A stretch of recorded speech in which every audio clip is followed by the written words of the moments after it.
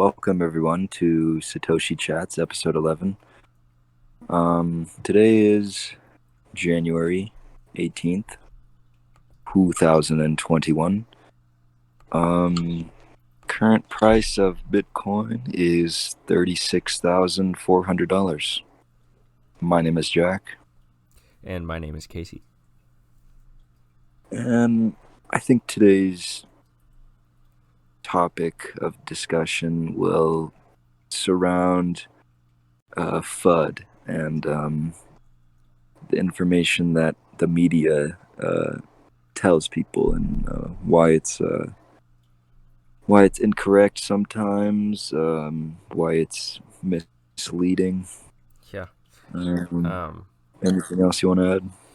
and just why they say it. So I Yeah, think why they say it in the first place. we got to start out with what is FUD. It's Right. fear, uncertainty, and doubt, and um, it's basically the disbelief in what you're It's specific to investing, I guess, and it's a disbelief in what you're investing in. It's disbelief in what you are parking your money in, and so uh, yeah, it's what drives investors to sell, basically. Right. And it's that's interesting you say that it drives investors to sell, because why would these large I don't even know what to call it. Why would these large institutions or large, Media uh, conglomerates. media, it drives investors to sell and the price would decrease. And it's interesting. I mean, large media, conglomerates, they could spread all the FUD they want to, but I mean, it's they don't care because they don't really have any money. um, they're just kind of like people that just talk about stuff. So I mean, it's interesting when institutions um, release FUD, because in some situations um, this makes the price drive down, and what happens is that these institutions would just buy more Bitcoin um, as a direct result of the price going down because of the FUD that they spread. Right, and it's like maybe there's a little bit of trickery or a little bit of premeditation to this, right? mischievous You know, mischievous actions going on. yeah, and I don't think that's like super false, or I don't think anyone really could argue with that. Like I think the and even if like there's not on paper, like say CNBC releases like a negative article on Bitcoin, right? It's not like CNBC is going to turn around and buy Bitcoin. The people who work at CNBC and the people who own CNBC, those people are privately buying Bitcoin. And I think if Right. you don't understand that, you're the one who's missing out. All right, like there are a lot of Yeah. people buying Bitcoin, and I wouldn't doubt it if that's what's going on.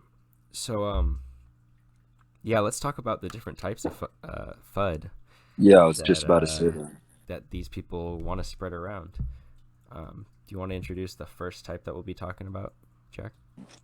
Yeah, so the first kind is energy FUD, and that's just what we mean by that is just people spreading um, FUD around about something that really just doesn't even matter. I mean, it's almost like they just are making up something like it. So pretty much the FUD is that you know Bitcoin uses too much energy to mine it. And what comes to thought immediately is that it's almost like these media corporations are targeting specific kinds of people. People worried about climate change, people worried about the environment. Um, so it's almost like they're targeting these people and saying, "Hey, Bitcoin's bad because it uses a lot of energy." Mm-hmm. Um, Yeah. and it's interesting because it really has nothing to. I mean, it's like Right. very unimportant. Right. So let's look at it from a certain perspective, right? And um, realistically, it's two sides of an opinion because they don't believe in the power of Bitcoin, and essentially what that means is they don't believe in the power of like human ingenuity to overcome problems, right? And and that's okay. But people who believe in Bitcoin believe in human ingenuity because we believe in people who solve problems, right? And the idea is that Bitcoin economically incentivizes energy efficiency. And all other forms of trying to get people to be consumptuous and efficient with their consumption of energy, it's futile. It's futile, I guess, and it's stupid. Honestly, nothing works like economic incentive. And the only way to get people to actually change and to make more efficient methods of energy is by making it economically productive to produce more efficient methods of energy. And never before have we really had this ability to economically incentivize ourselves to produce more efficient energy. So I think it's really dumb, honestly, to think that Bitcoin is the problem when it's really solving the problem, right? Right now, we're really inefficient with our energy usage. Not for any particular reason that I could list right now, but basically, uh, we haven't been allowing our markets to actively find the most efficient energy, right? And that's for a lot of reasons. And Bitcoin really breaks that barrier by allowing people to use previously unusable forms of energy, right? Like the stranded natural gas and just isolated energy you couldn't actually use before is now actually economically incentivized, Right. and so I you know think I'm connecting the dots of what you're saying because at first I was a little confused, but yeah. So pretty much what you're saying is that um, the fact that you have the ability to mine Bitcoin and earn Bitcoin, it incentivizes people to find the most efficient way to mine Bitcoin because there's an incentive for it's there's incentive for it because there's a reward of Bitcoin. right. Yeah, that's basically it. If you don't have an incentive to do something, you're not going to do it, right? Everything we do in our lives has an incentive and a benefit. And um, right now, there's very little that incentivizes energy companies and other untapped energy sources to be finding more efficient means of distributing that energy. And if you basically the decentralization aspect of Bitcoin makes it possible for anyone to do this. You can go set up a windmill in a windy place and mine Bitcoin with that energy. And that's powerful because it's not like you need to be a giant oil company to now bring energy to the market. All you have to do is go mine Bitcoin, right? And if you can, like kind of understand how that changes like the incentive for energy production, right? I think it really opens up like the mind in terms of like thinking, oh, what could we do to make things more efficient? Because if it pays to be more efficient, people are going to choose to be more efficient. If it doesn't pay to be more efficient, no one's going to care about being more efficient. And the unfortunate reality is it doesn't pay to be economically and you know climatically, or I guess I'm not sure what the word is, but it doesn't pay to Environmentally. environmentally. Yeah, it doesn't pay to be environmentally efficient. Right now, it doesn't, and Bitcoin really makes that not true. It really does incentivize it, and I think anyone who's like looking at the bigger picture will see that. Right. Yeah, I definitely agree. Um, it's it the pros of Bitcoin outweigh the energy that it takes to mine Bitcoin by 1,000-fold. It's ridiculous to Seriously. even it up. So, yeah, I think that really settles the energy FUD. And I think, yeah, I think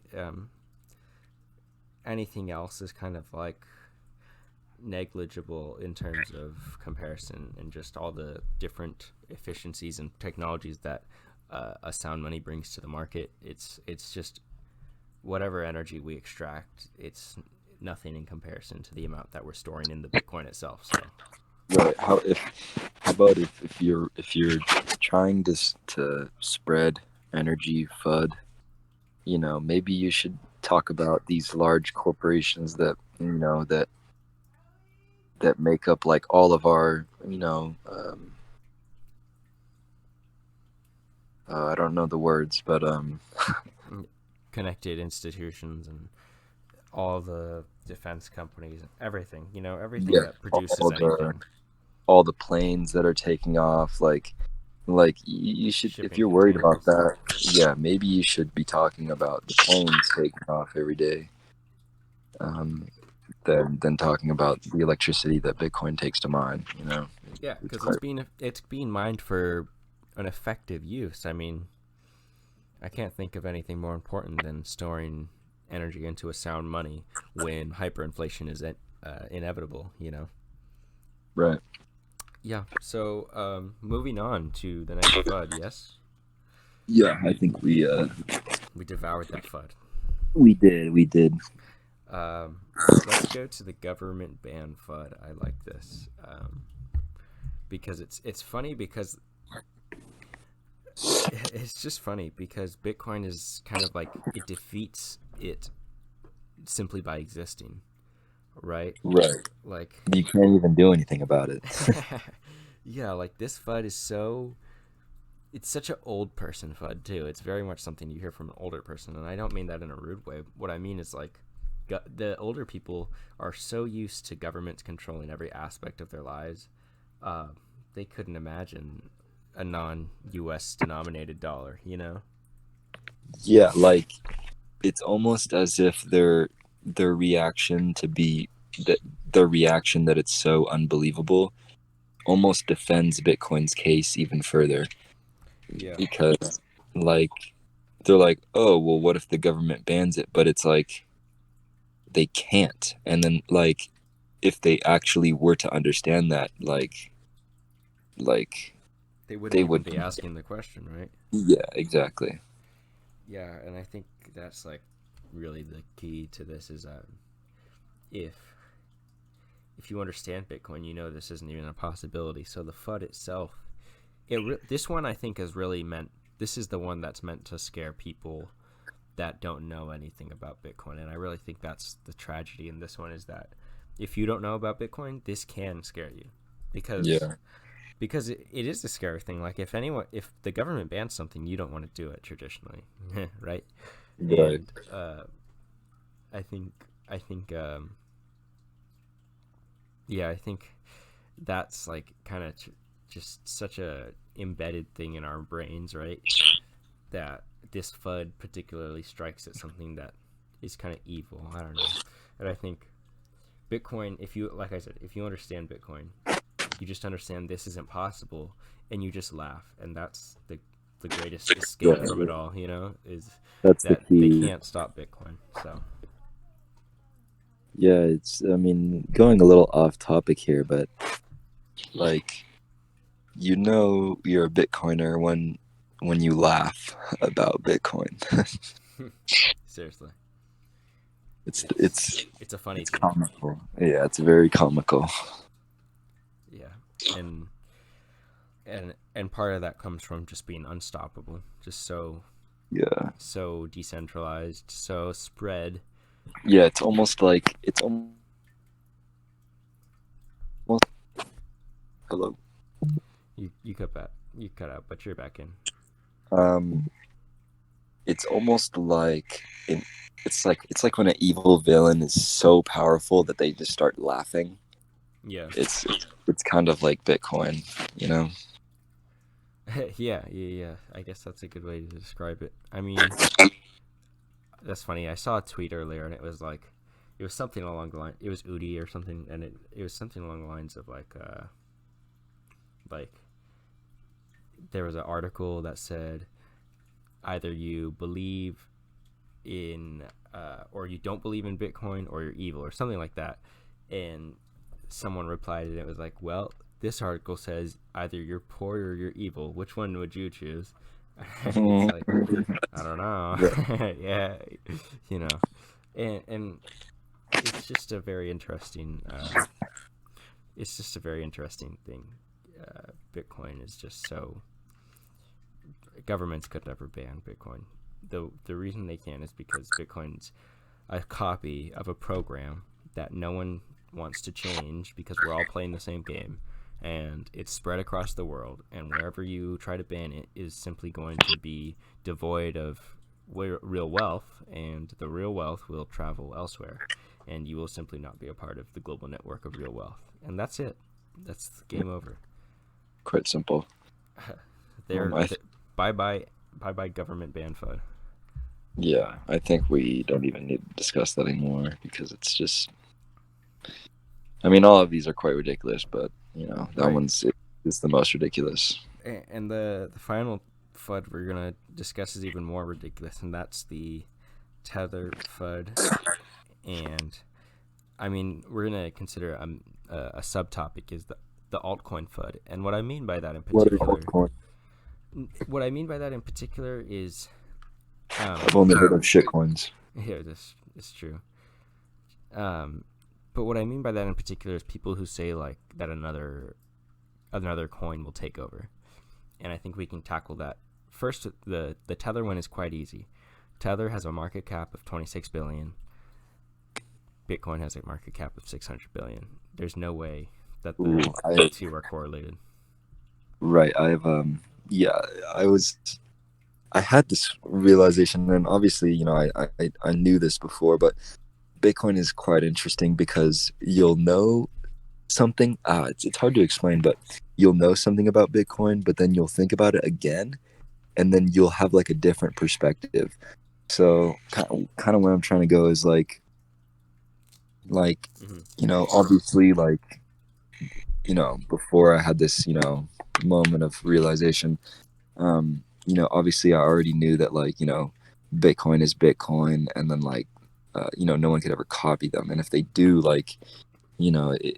they can't really do anything about it. But like you really can't at all copy Bitcoin. Like you can't even attempt, because first off, it's the first of its kind. So it's it's the first one to exist. So that in itself, you already have quite an advantage. And it's just so you can't replicate what it's already done for everyone. Like, Yeah. and what I mean by that is you you will never be able to replicate um you know its um its childhood days, I guess you could It's say, of organic Bitcoin. growth, right? Yeah, it's the most organic growth ever. Like and you would have to, if you're let's say you're trying to make a Bitcoin 2.0, and everything about it is just faster. There's 30 million coins, and it's the each block is created every 5 minutes, and um, cheaper fees and everything. It really doesn't matter, because to assign value to that coin, you you would have to go through what Bitcoin did in its time, and no one will ever be able to do what Bitcoin did in its beginning time ever again. Yeah. Yeah, and I think like it just goes back to the same reason that the government FUD didn't work. We're all playing the same game and we all agree on it. And the reason that Bitcoin is the best and the first is because we're all playing the same game and we all agree on it. And we all agree that Bitcoin was the first and foremost and most important and best. And I think the network effect just cannot be understated enough, or overstated enough. Yeah, we're past the point of return. Yeah, there's so much in it, and there's such a force behind it, and I think this was obvious and bound to happen, like in hindsight, but uh, in its infancy, it wasn't so sure. Like, think about it. Like the I guess you could write some sort of chart where it was like time and then like how secure Bitcoin is on the other side, and like as time goes on, Bitcoin gets more secure. But in its infant Yes. stages, right? Like it was probably very insecure, right? Because someone could have probably, in the very first days, probably come along and introduced a better version or a more liked version, and we would have all ended up using that, you know?